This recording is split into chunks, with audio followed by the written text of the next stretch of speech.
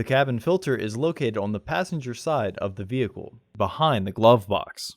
Open the glove box. Unhook the dampener arm.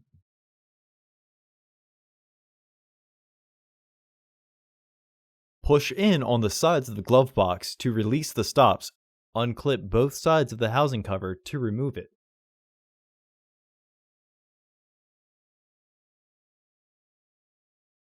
Remove the old filter from the housing and clean out any debris inside.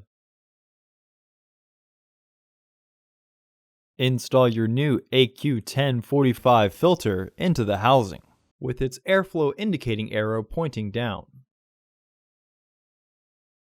Reinstall the housing cover. Reinstall the glove box assembly. Hook the dampener arm back onto the glove box. Close the glove box.